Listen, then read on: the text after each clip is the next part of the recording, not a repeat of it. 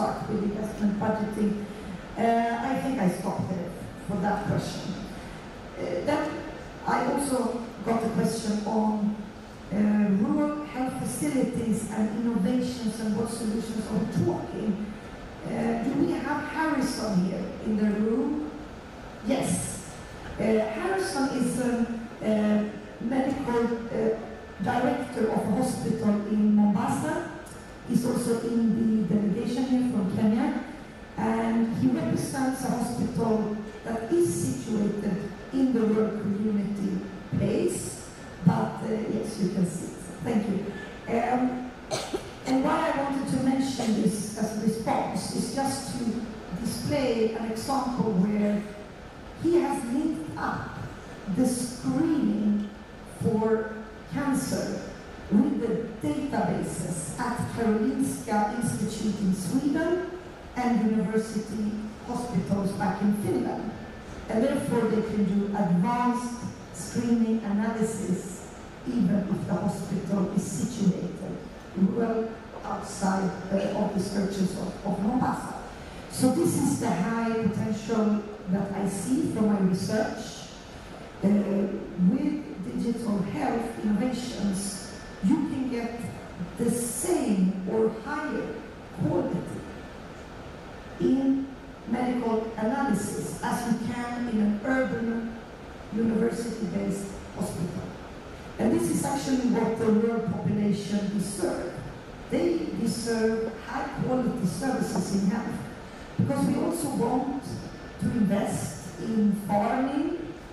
We need more production of food in rural Tanzania, and then there must be incitements for the population to access high-quality health, even if they don't live in the urban spaces. The final question on the role of community-based organizations, I see maybe the most important role is to work with public expenditure tracking. So basically to see the public health financing, where does it go? We have an expert in the room, Gloria Mafule, who is a lawyer in this field. She has worked with this actually for 20 years. I would recommend you speak with her if you have not yet. But public expenditure tracking is happening right now in Tanzania, but it's not specifically for health. It's more comprehensively for the budgeting work. But I think digital health is a perfect area where community organizations can start tracking how much is allocated from the health basket funding all the way down to the council health management team. And then community organizations can publish this, launch reports, they can put pressure, they can do advocacy, and then we will actually see more health financing for digital ecosystem to come up. I stopped there. I think I spent too long time answering, but... Okay, thank you.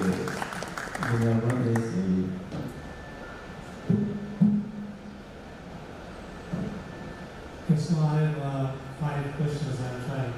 I will add on to, let me start with the alternative financing. So, one of the ways in which the private sector can participate is to build infrastructure and to make that infrastructure available. However, the costs of such infrastructure can only be recovered over a long period of time. And therefore, there has to be some mechanism of understanding between the infrastructure provider and the people who are using it, a good mechanism of how that funding can be effectively recovered. What that does is you move away from this project by project. It takes 3 years to get a project and to get a funder. There are huge gaps in between. The private sector can help that. So everything costs money. Infrastructure costs money, people cost money, facilities cost money, equipment costs money, medications cost money, everything costs money. So the first question is, how do we set up the appropriate infrastructure? Can be funded? Can be funded. But how do we work on the recovery over a long period of time? none of these are short-term. Short-term doesn't work in this case. So that's number one. Number two is how do we have a very good relationship between the insurance mechanisms and the recovery of these funding. Now we propose, community-wide insurance capabilities and all of that. The question then will be how effective it can be and how can the recovery be facilitated. If a private organization has a long-term investment, then things like research, innovation, capacity building, upgrading automatically also can be accommodated within the frameworking agreements that are there. Now I'm not talking about funding medicines. I know that's a problem. And it will be related. I don't have an answer. But when it comes to infrastructure, the private sector can do investments, can build it up, can make it accessible, can make it available so that it is used over a long period of time but with good ability to recover. Now, you also asked the question of, so what do I expect from the regulatory framework? From the regulatory framework, we want to see how the private sector can engage, what sort of guarantees are there, what sort of legal bindings or contracts will be in place, so that if there is a change in administration or something is not just thrown out. You understand, long-term investment requires stable policy. So stable policy, generally good guidelines of law, so that long-term investment is seen as a viable approach by the private sector. I have a friend of mine here, Joseph, who has been talking about how do we connect suppliers, providers, and the insurance companies. And I think with a short, I think it's a bit of an idea framework, but will hopefully gain traction. Okay, private sector wants to make profit. The answer is yes. Because if you don't make profit, you die. Economics is a very simple concept. To a certain extent, you can say, I will make a loss. Okay? Then you will say, I will break even. Okay? Then you need to make profit, not because you are a Kabaila, you are a Mirija, that mentality all over the countries. Not because of that, but profit is essential for survival. It is the profit that makes it possible to put the money back for research, for development, for enhancement, for doing a lot of other things. Profit should not be seen as a dirty word. Unfortunately, sometimes it is seen in that way. So we should not be treating it like that. The government, I understand, doesn't make profit. Not only government, the citizens will increase the rate by 2% and get more money. Or the World Bank will suddenly come up with $150 billion and it will be a bit more. But private sector doesn't have that authority. We don't get any extra. And we have to sometimes borrow money to pay off those long-term investments. So please, don't look at the profit motive from a negative perspective. Look at it from long-term survival, of long-term growth, of any ecosystem.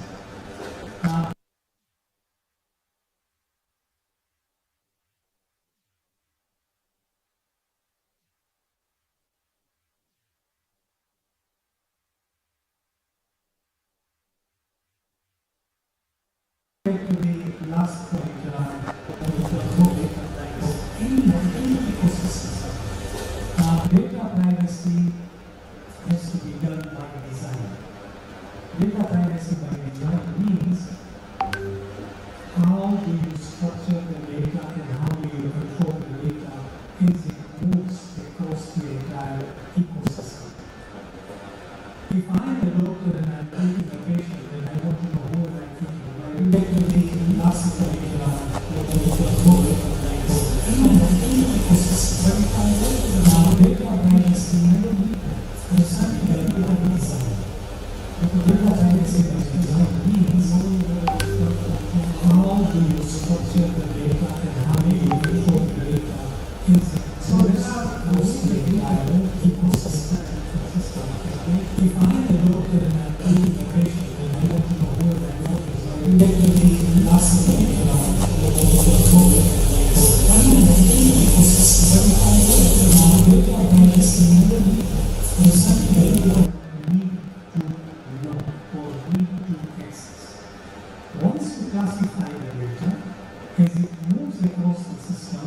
every user is given a ability to see certain classification of data. I hope you understand that. So if I can see classification level 4, then I will only see level 4 and below, I will not see levels above.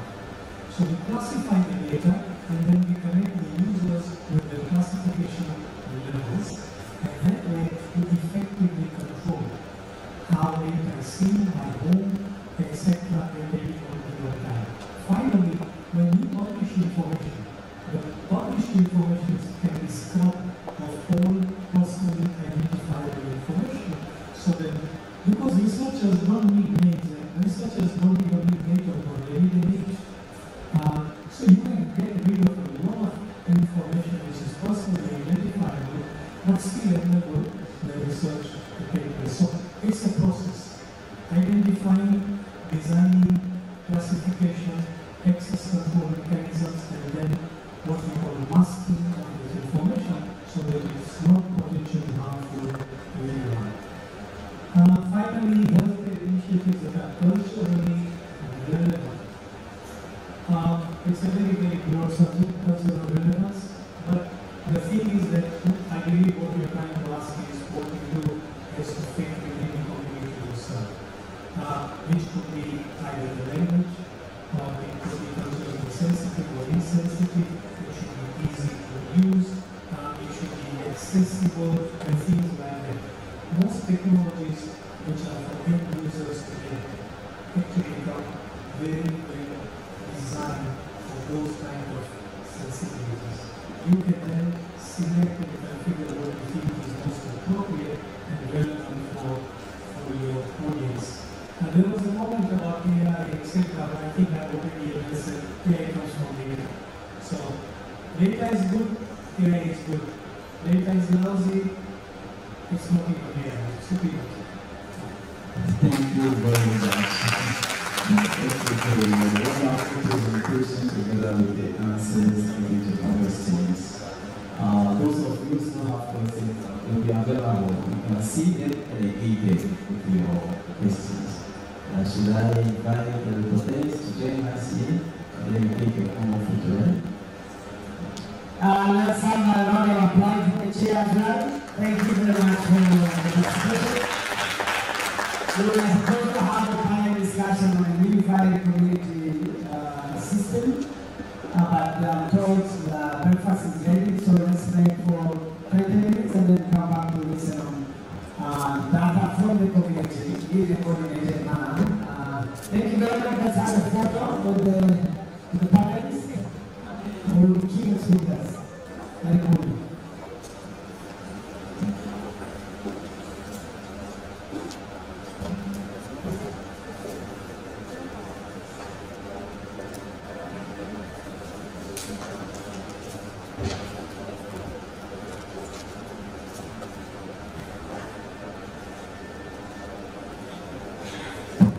So Asha, please join us for the breakfast, and let's be punctual so that we can start the panel discussion on the unified community system. Then always from real estate.